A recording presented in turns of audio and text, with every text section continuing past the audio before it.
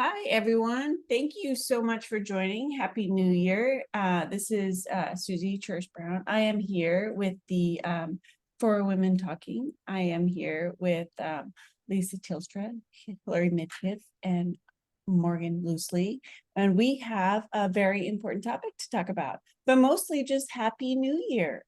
Happy New Year. Happy New We Year. can't wait to talk about resolutions and change and schedules.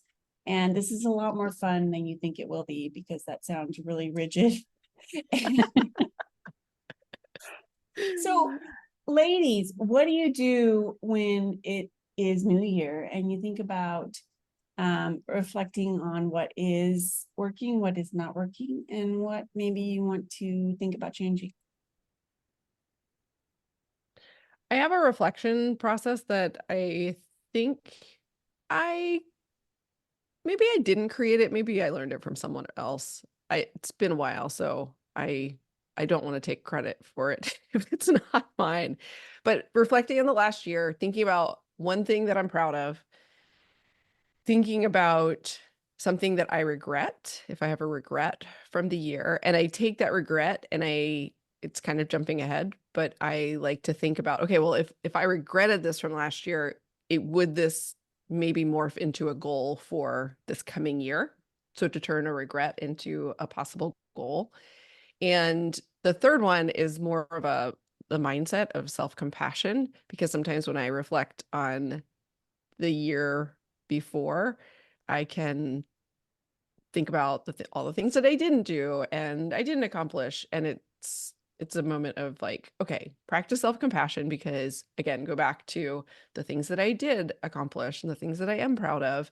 And I love the start of a new year because it is a fresh start and it's a little bit of a mental thing, and we can have a fresh start every day of the year. It doesn't just have to be in January. And also there's just something that is kind of fresh and refreshing about the new year. I think that's one of your superhero strengths, though, Lisa, self-compassion. And I don't say that in a way that's like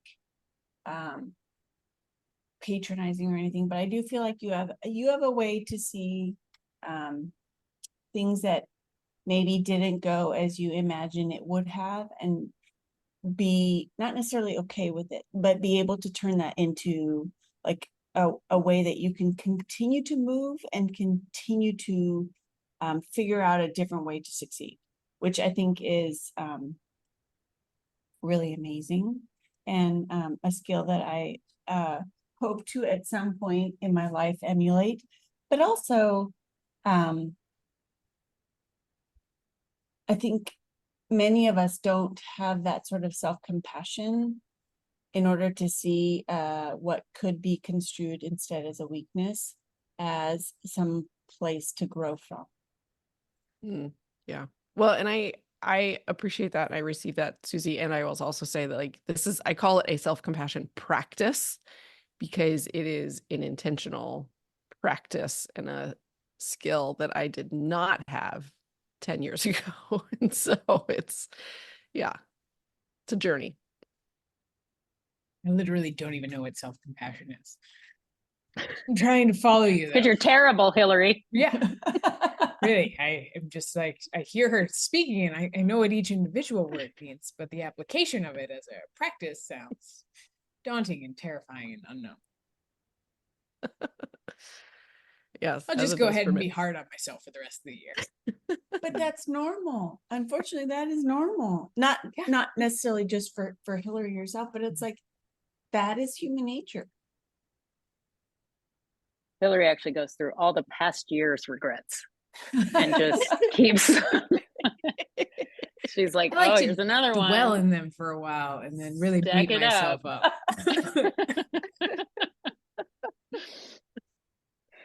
I don't have a New Year practice that I can think of, or sorry, like a tradition.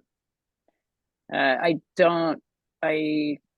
I think as a like young adult, I was always fitness based, because that's something that seems like I can do and that always needs to be better. So I was always like, this year I'm gonna whatever absurd thing, like run 5 marathons. And sorry, that's very realistic for Hillary, but it was not for me.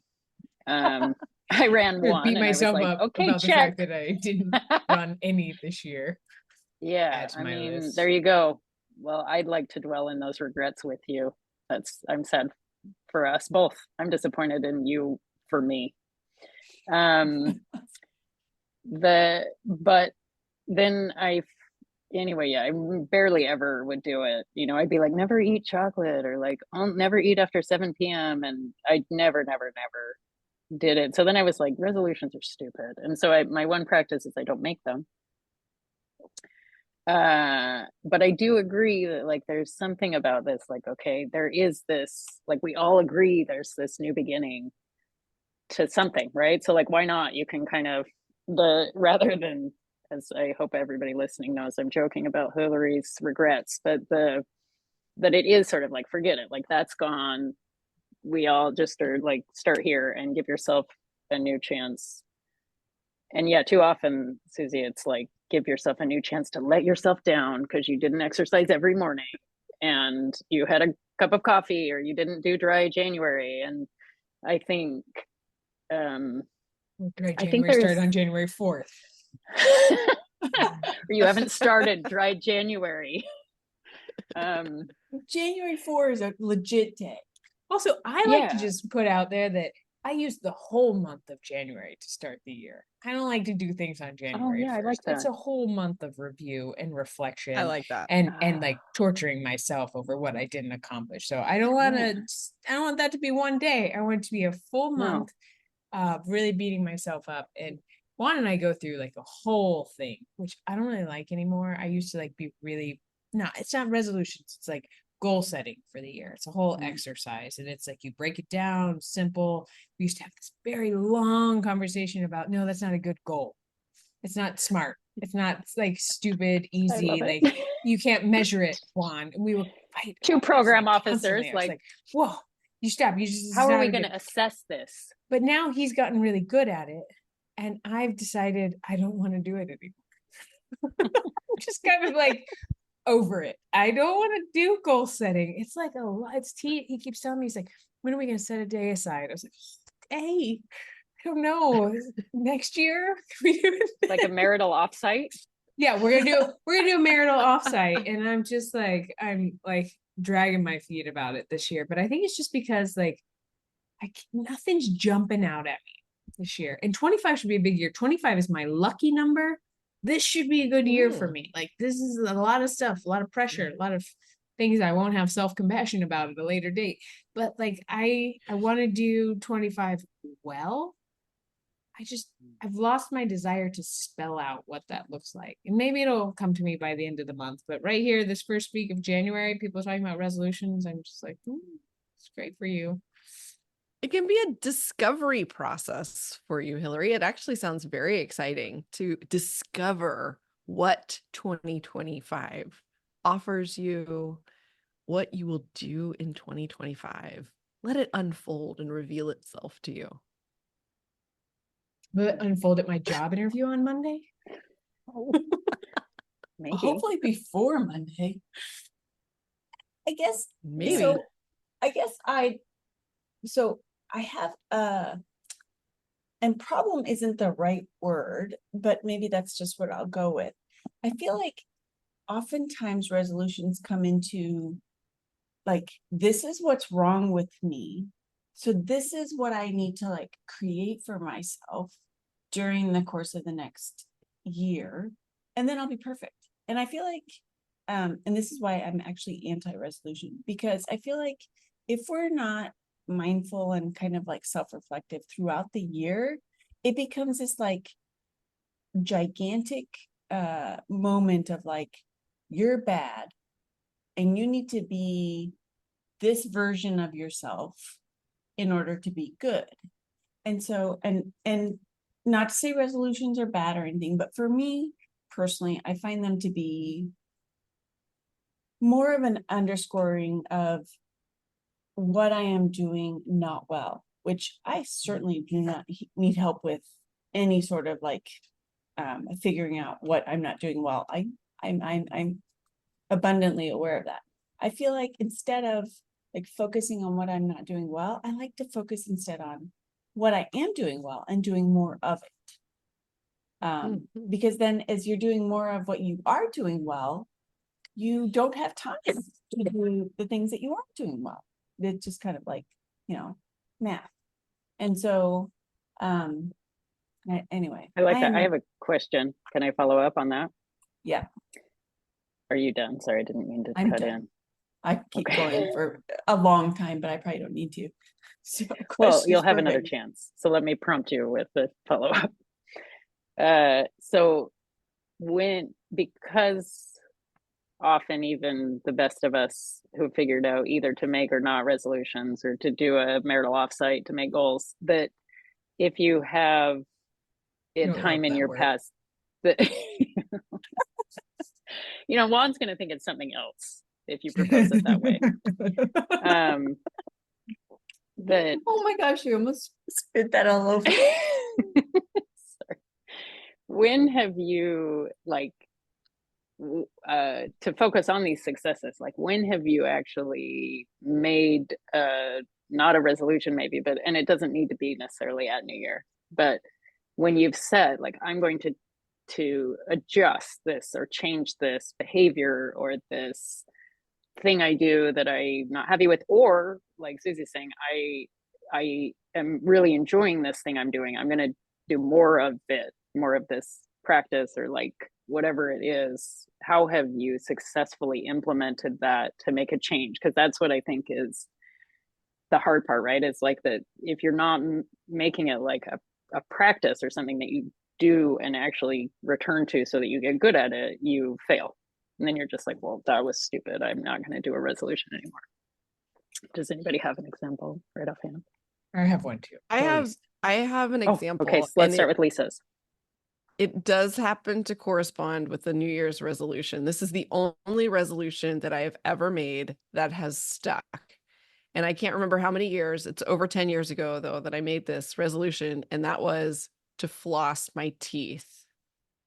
I did not grow up in a household with flossing. Like, I don't know why, but my parents didn't introduce me to flossing. Right.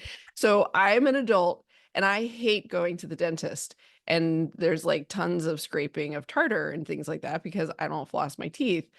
And so I was just like, okay, it's time. This is important. I need to start flossing my teeth. And But like I don't every know. day? Well, At least every other this day. is where the self-compassion comes in, Hillary, because I don't floss every single day, but I do floss consistently.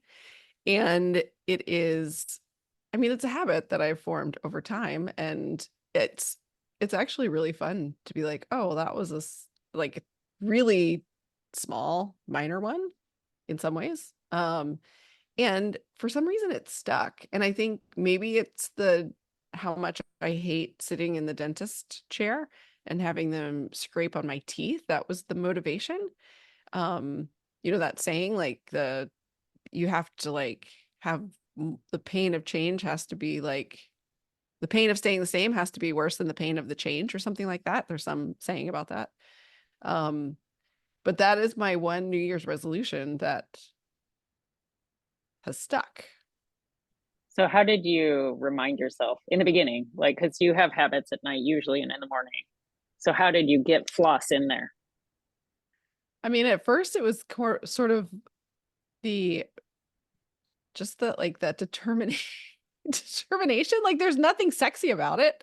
It's I mean, just but were like, you okay. like put the floss in front of your toothbrush? I mean, like the real practical, like or have a little I'm not note, that like don't forget to organized. floss. So I'm you not were that just like organized. constantly thinking about the pain of not having flossed. It was just like with you for a year. Yeah, I think maybe 10 I years. just bought 10 floss years. for the first time. It starts with the purchase of the floss. That Starts helps. with the purchase of the I did buy those floss. pick things, and like I am at least up to like once a month. Oh, look at that. Yeah. And And one does then it there's every like, day, and I'm just like, stop doing that. It's disgusting. Please go away. I'd rather your teeth fall out. Just stop flossing. Does he do the little like plastic tooth things? Yeah, he has those little biodegradable ones. I got the green ones for the earth. Go Earth Day.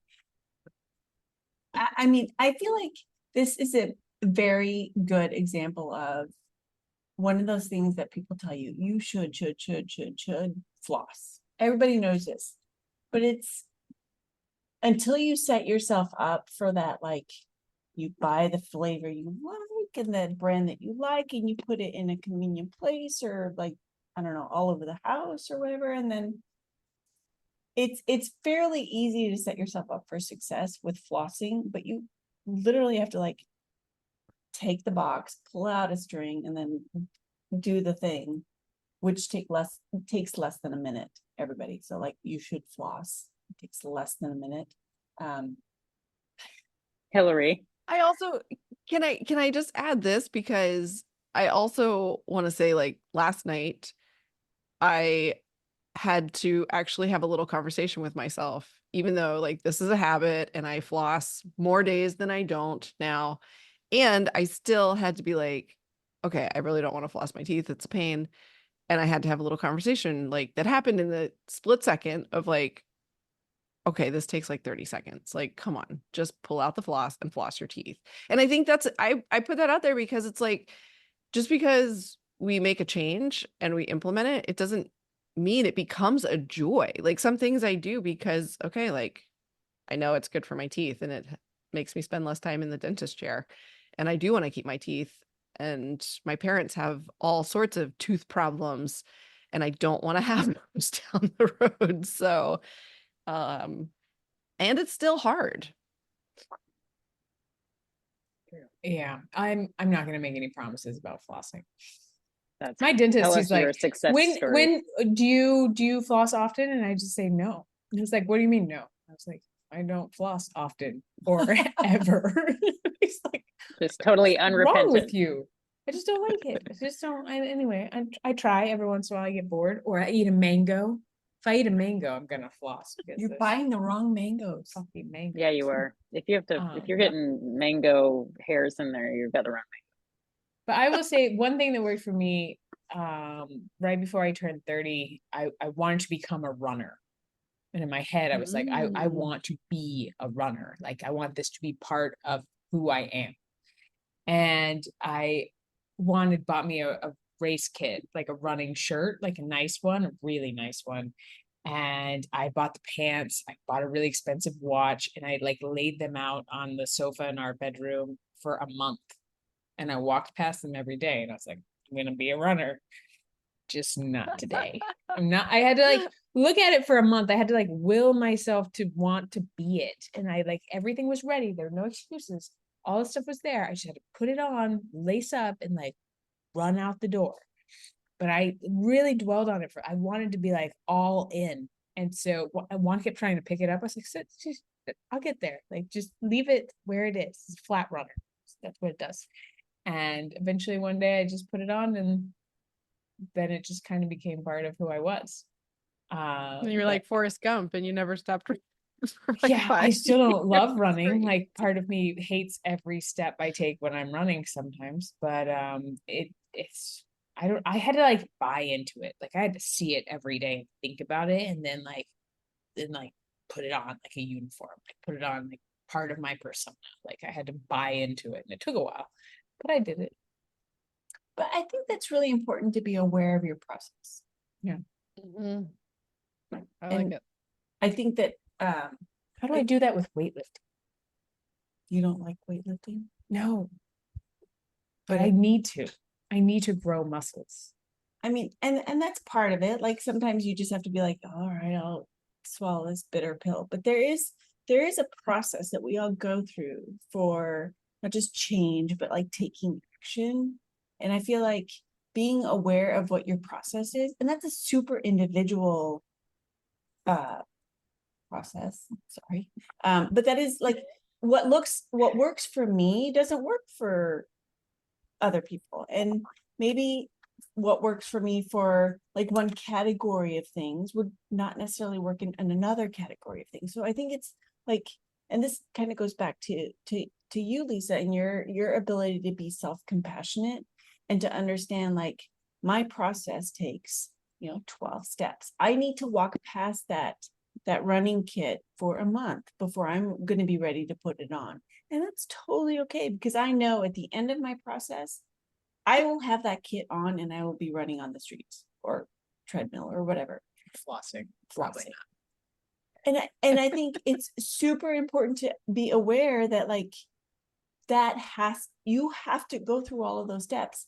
And honestly, unless you go through all of those steps, I don't know that you're getting to point B will help you stay in point B. You have, if you can't go through all of those successful, because they are transitions, right? Like, so she's walking by the kit, and then she walks by the kit and she looks at it and she's like, oh, I like the color. And then she walks by the kit again and she's like, I would probably look pretty good in that kit. And then she walks by the kit again and she's like, oh, and I know just the shorts I should wear with that. And then she walks by the kit again and she's like, oh, and socks, I know what socks I want. So every time she walks by it, like she's added another step towards being successful, right? So if you can't walk through all of those steps, then successful doesn't necessarily have all of the pieces that it needs in order to really stick, in my opinion. I don't disagree. I think, yes, like that everybody has their process, but I do also like, I think sort of the universality component, the universal component to it is like that. Yes, there's some like you have to be committed emotionally or mentally to it, but I'm like, I would be a great yogi, but I don't make the time to do it. So I'm like, I can see me as like an amazing yoga instructor everybody wants to come to, but I'm like not there. There's like a lot of space between me and that me. I can see future me and she's on the couch in a yoga kit that's color coordinated, but I don't get there.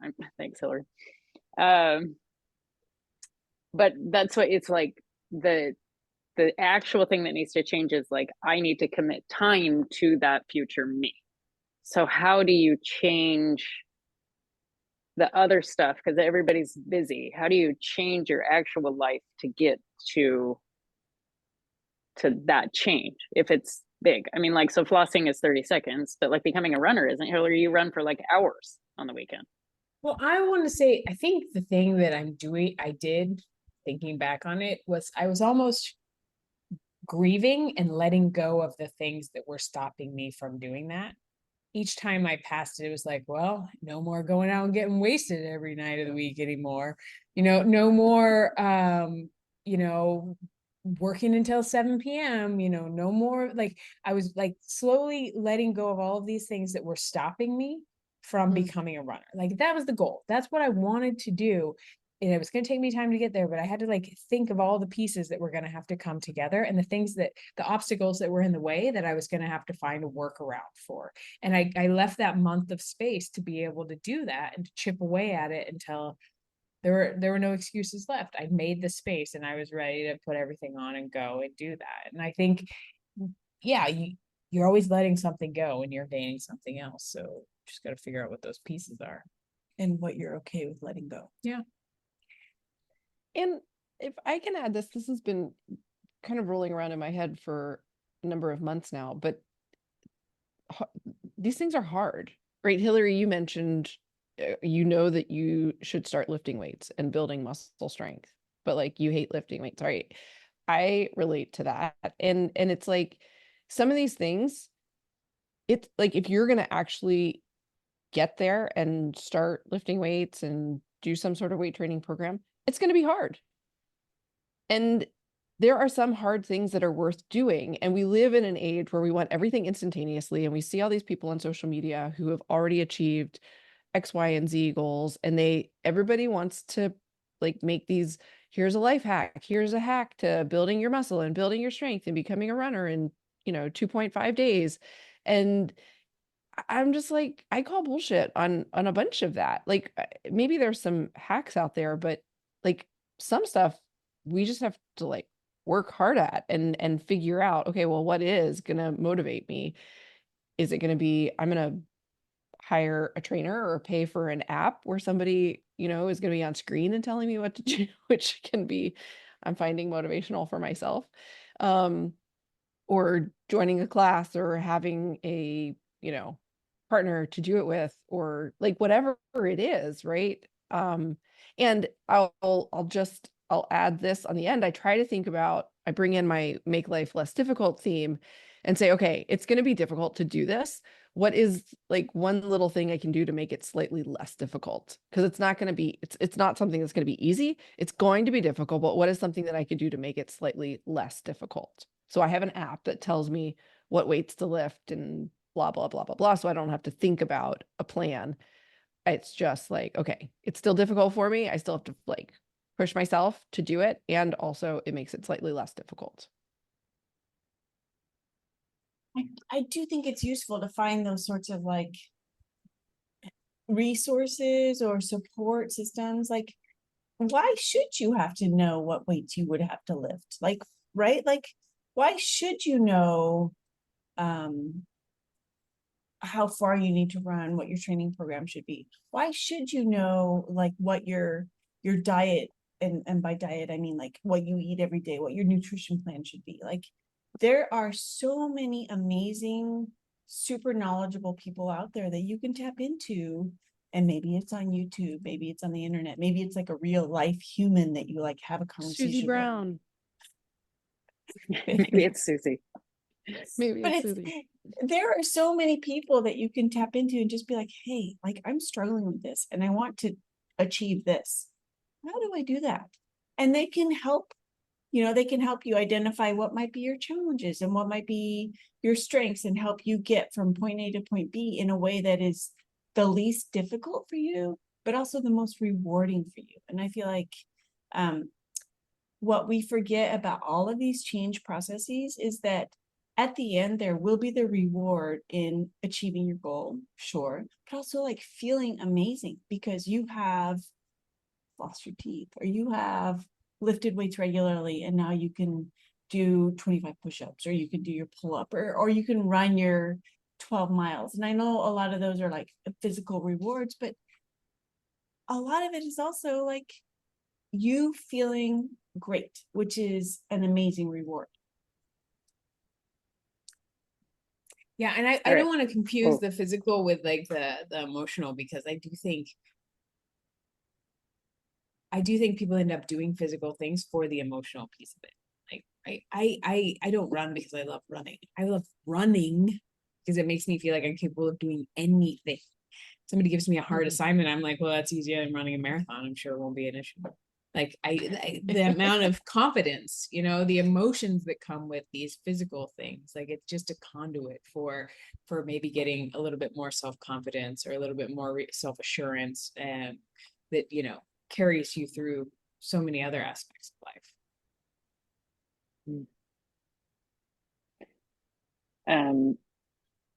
Yeah, so I'm want to talk about, and I know this is maybe, I don't know, I'm going to stretch this out because I'm curious. So sometimes you're in the midst of this, like you're saying it's a month, or like Lisa, it's this practice of like, I don't know, that any successful thing becomes a practice. So what about, because we're in this transitional lifestyle, like when you're trying to change something and then you move, or you get a new job, or you quit, or your ailing parent falls ill, or you have a kid, like is there a way, I guess, to either like keep all of that together without I mean, you have to make adjustments. So how do you decide what else? Like we were saying, you have to let go of some stuff, right? So Hillary, you had to mourn what you had to give up to become a runner, like, and choose what's going to go.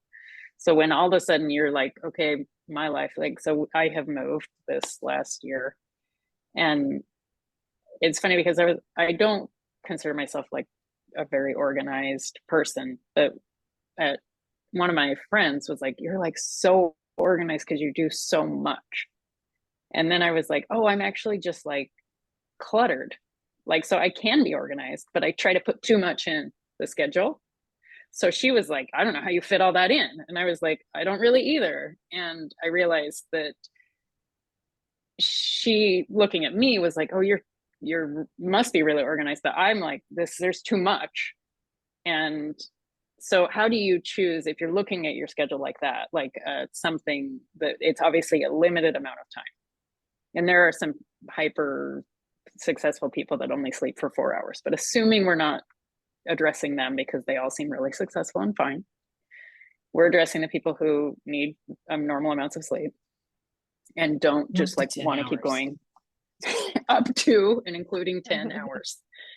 How do you, when something's working, when like your schedule is kind of working, but you're in the midst of making this change, like I'm in the midst of becoming a runner, I'm like trying to adjust my diet to be, you know, include more leafy greens, but then I have to actually spend an hour a day on the phone with my parents' caregiver, or like nursing a baby, or, you know, like how do you pick what else out of a schedule that already seems too full to make those things succeed?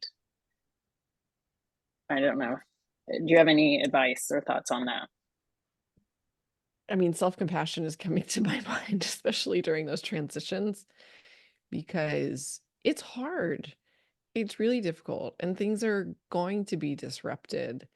And it's so easy to be hard on ourselves and have these super high expectations and like, okay, I can do it. I can keep all of these balls juggling and all these plates spinning at the same time. And inevitably, like the balls go flying and the plates go crashing. And then I feel bad about myself and I'm like, blah, you know, I can't do anything. And it's like, hold on a second, right? Like, deep breath.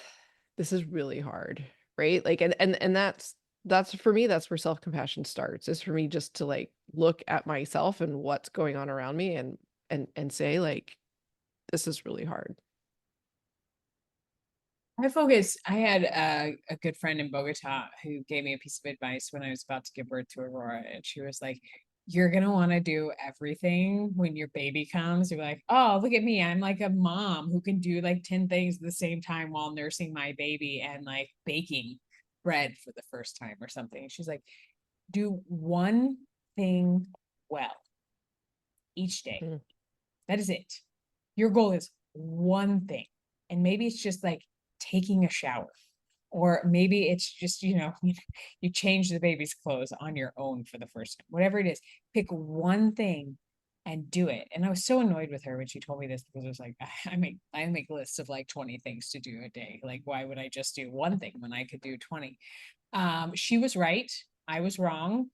But what I also realized happened was, if I just did that one thing that I wanted to get done that day, the one thing, the sense of accomplishment actually kind of fed into like being able to get some other stuff done, or not feeling like everything was out of my control, everything was falling apart, or any of this. I did the one thing, and then it was a virtuous cycle if you could just do that. But it actually becomes really hard to just do one thing. But she's like, look, you know, do one thing. You got 7 things done this week. Look at you, winner. And so I still use that when things get rough, when things get complicated, when I'm sick, or when I want to go to work and get my workout in, and I have some kind of crazy chest cold / bubonic plague. Just do one thing. Do one thing today. I had a list of 12 things on my desk. I was like, just do one. Just do one. And it works. I do think that's really important, to be able to like be reflective enough to realize what is the priority, like what one thing or 2 things or 4 things are like have to be done, and then that is what you focus on, right? And then once those 1, 2, 3, 4 things are accomplished, then you are able to kind of focus on the other things as well.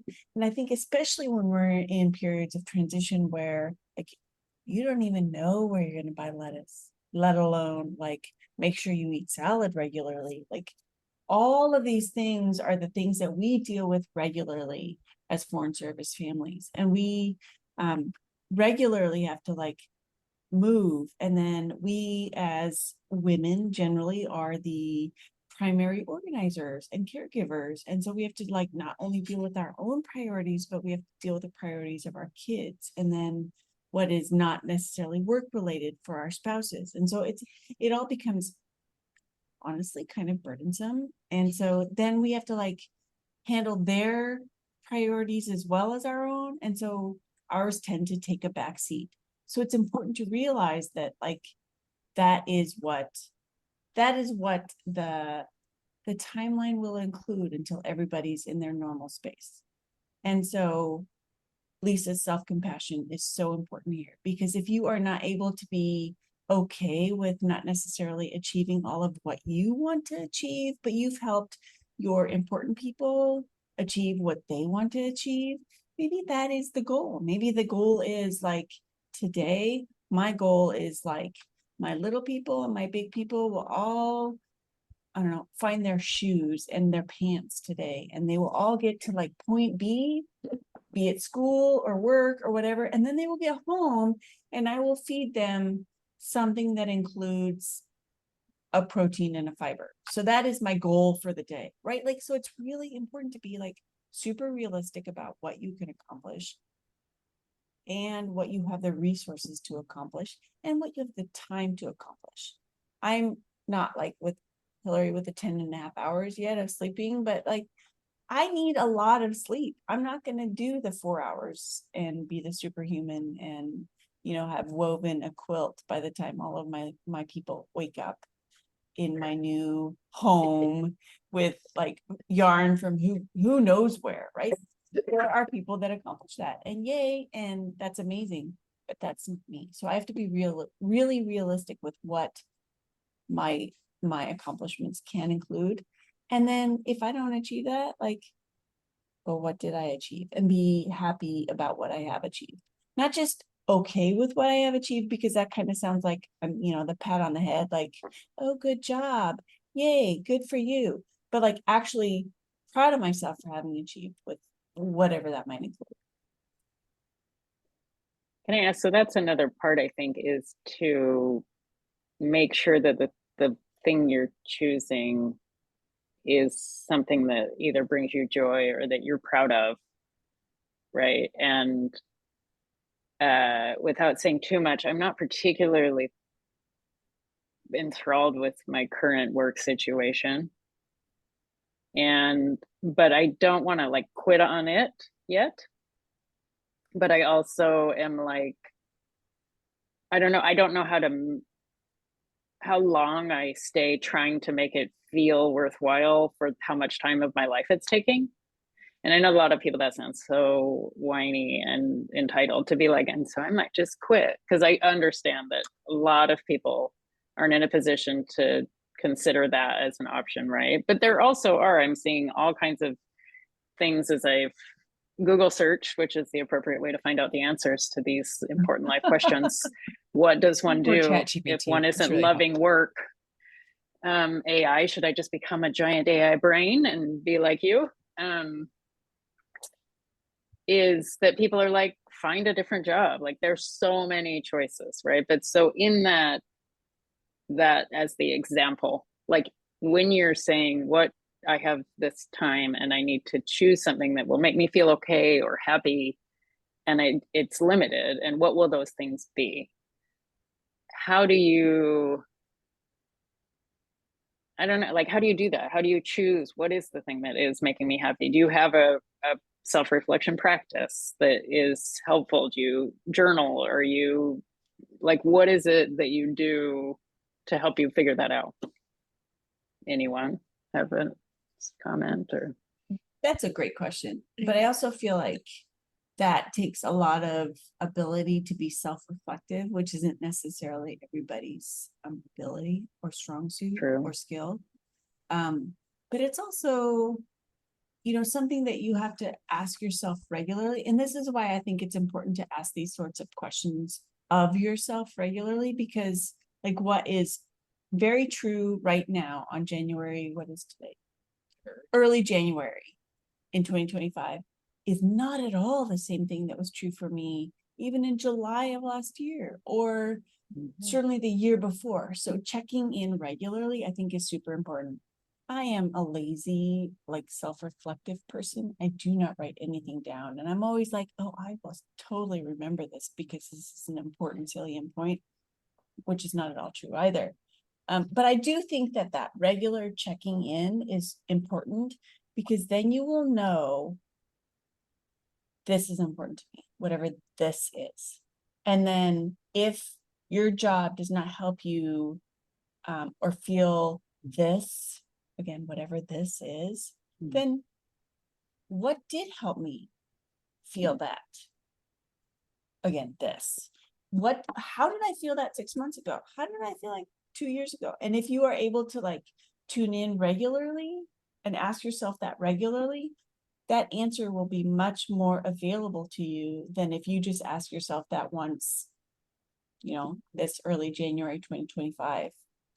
Because that answer changes depending on your life stages, your situation, where you are in the world, where you are in your aging process, in your knowledge process. And it's so different. Like maybe right now, today, Morgan, what you need to do is go and take part in a 4-month silent retreat for becoming a yoga master.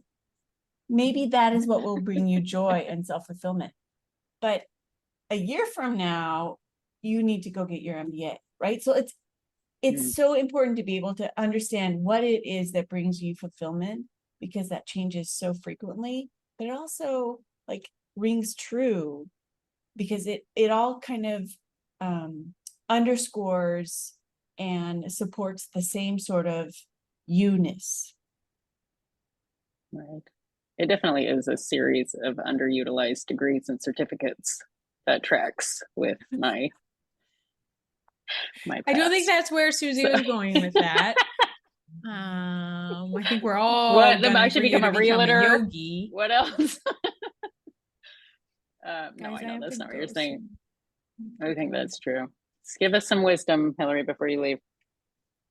Oh, I We'll have wrap no it. wisdom. I did hear once that you should look at your calendar, whatever calendar you keep for yourself or your family over the course of the last year, go through it month by month and look at the pieces of it that brought you joy, like Mary Kondo, your calendar. Like, where was I really happy? What did I enjoy doing here? Like, even if it was a meeting or retreat or like an offsite with your spouse or whatever the case may be, like you look at those and you ask yourself, how can I get more of that? And not like, what do I need to do away with? But like, or was it vacations? Was it just one type of vacation? Was it, something in your job that brought you joy? Okay, how do I do more of that and less of this other stuff? I think that's one option. Lisa? I'm trying to do less this year and I'm trying to figure out a year defining thing. Like some people try to 25. This is the year I wrote a book. This is the year I learned to ski. This is the year, blah, blah, blah, blah, blah. Like I'm trying to kind of figure out what that is for me in 2025. Gives me the whole year to work on it, can line the disparate pieces up so that they culminate in that kind of thing. But yeah, I'm still drawing a blank for 2025. This could be the year that you set goals for yourself. Oh, And floss. again. Nope, this is I was not going to gonna say be it's year I floss. the year of the 6-pack. It would be so helpful. That is Juan's year every year. Every year he says, I'm gonna have a 6-pack by Christmas. I love it. I love it. Oh, it's I love Juan's his year of the 6-pack. enthusiasm for it. He's closer than he's ever been.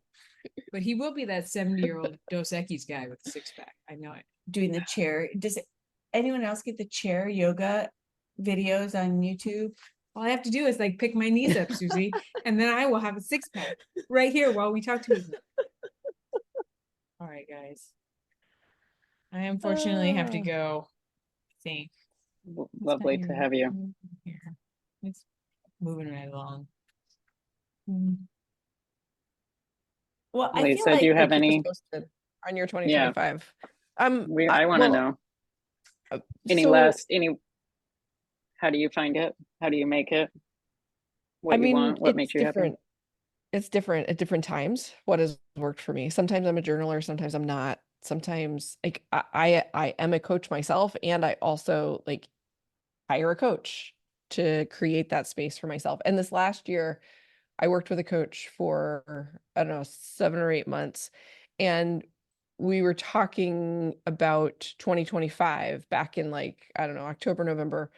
And she asked me a really cool question that has really been helpful. And I kind of keep coming back to. And she said, when you think about 2025, what do you want to say yes to?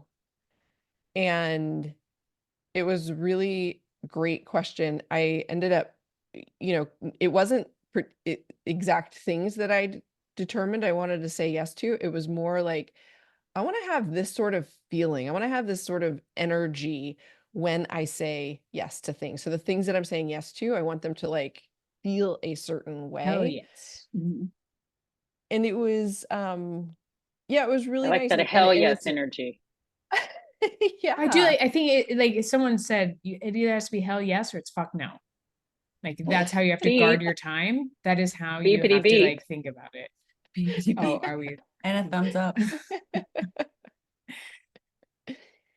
Yeah. So, I mean, I think there can be, sometimes it helps for me just to kind of like circle back around to the hiring a coach, like if it's possible. It really helps for me to get the stuff that's swirling around in my head just out and have someone who is listening in a particular way. And sometimes it can just be a friend. But sometimes it's really helpful to have somebody in more of a professional space. Like they are like really listening well and asking awesome questions and reflecting back stuff that they're hearing me say. And that just practically can be really, really insightful. I do think that sometimes folks see hiring someone to help them through these processes as a weakness instead of understanding that the strengths that these folks offer is actually helping you to amplify your strengths.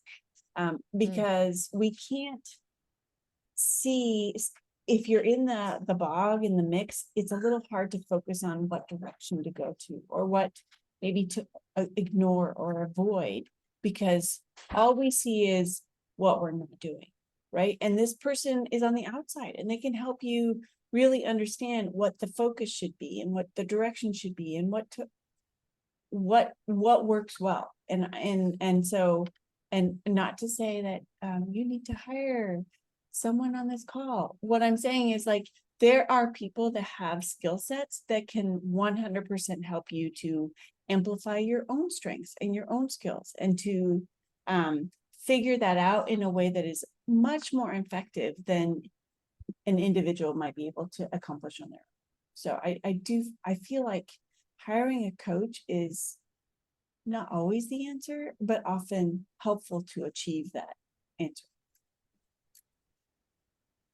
Yeah. And I again, agree. I like think sometimes it can be a good friend. It doesn't have to be like somebody that I hire professionally. it's somebody that knows your goal and can help you work through what it is that you need to do toward it or not, or to remove in order to access it. I mean, I think I think you're right, Susie, that there isn't much more like people. If you say I've got a personal trainer or I'm following a exercise plan, people aren't like, why? You should just know, right? Or if you're like, I'm going to court, but I've hired a lawyer, they're not like, ah, that's so weird, right? But if you're like, I'm trying to change my life and I have somebody who's good at that helping me, they're like, oh, well, that's a con. Again, Yeah, but I think it is. But if you were like, oh, my sister's helping me work through some stuff, everybody's like, yep. Right. But it's like, actually, this is like, I've paid this person be my sister for a minute to help me through this thing. Yeah. Yeah, you're right. And there's an element I know for myself that if I am paying for something like that, and it's the same if I pay for an exercise app or I'm paying for, whether it's a coach or something, if I'm paying for something, I want to get the value out. Like I'm putting money into this, I'm gonna like make sure that I get the value out, or I'm gonna like cancel my subscription or whatever, I'm going to stop this. And so sometimes that can be a motivating element. Okay, I'm putting skin in the game. I'm putting like my dollars into this. Let me make sure I get my money's worth. And so much of that, I mean, not 100% of it, but like 90-ish plus percent can be up to me whether I get the value out or not. No, 100%. People value things much more so if they have some sort of financial investment in the endeavor. Even if it's you have bought your sister a beer and you want her to earn that beer or whatever. No, there is definitely value in that financial investment. Yeah. So All we've right. been talking a lot about achieving goals and change and resolutions and what works, what doesn't necessarily work. And I really appreciate all of the input and value that you guys have added. Do we have any maybe last thoughts to include that would be helpful for any of our friends listening? I will just add this. I talked earlier about, kind of contemplating this idea that some things are really hard, but they're hard things worth doing. Combine that with, I'm also playing around with this idea of like, okay, like I have to figure out what works for my life. What's the quote unquote game that I am playing, and what are the rules that are going to work for me? And it's so easy to get caught up in other people's games and play by other people's rules. And there's so many people out there, so many voices and noise that say this is the right way or this is the only way. And like to let that just be noise and like come back to myself and say, okay, but like what's going to work for me? What's my game? What's success? What is success for me? Because it's going to look different. And you might look at me and be like, really, Lisa, that's success? And I'm like, yep, that's success for me. And these are the rules that I need to play by. So that's all rolling around in my head as well. Super I relevant. love that. Yeah, because I just saw Wicked and I know I didn't know anything about it and I'm a decade late to the party, but it was amazing. And in it, she's like, yeah, I'm sick of playing like, I can't know what the limit is if I'm just going by what people tell me it is. Anyway, it's sort of related, but I like to how it can also be flipped. Like, I don't have to be maximum everything because you say I have to be maximum everything. Like, I can be inside this how I want to exist. So I dig that. Swim in your own lane. Yeah. I hate sharing a swim lane. But I mean, it's relevant because like what is happening in your space is your space in your business and has nothing to do with any sort of social media, anything, nobody else's opinion. It's just you and your space and your accomplishments. And it's really relevant. I would only also add that in light of it being your own goal, your own accomplishments, etc., like it is so important to understand that like sometimes it works really well. Mondays it works awesome, like everybody like falls into line and everything goes well, and maybe on Wednesdays everything falls apart, and that is okay. Like it's more of like an overarching sort of like trend of positive movement rather than every single day you will do 15 push-ups and it'll be amazing, and then you'll do your chin-ups and then you'll eat all of your spinach and kale and all of the things. It's so important to have that understanding and self-compassion to realize that success doesn't always look exactly the same every single day, and that is Yes, indeed. Wise words. Yes, thank you for your sharing your wisdom. It's always lovely to chat with you guys. Great questions, Morgan. Thank you everyone for joining, and we are super happy to share our opinions on all things, but especially today on change and resolutions. So thanks for listening, and we hope you'll tune in the next time. Bye, everyone. Bye.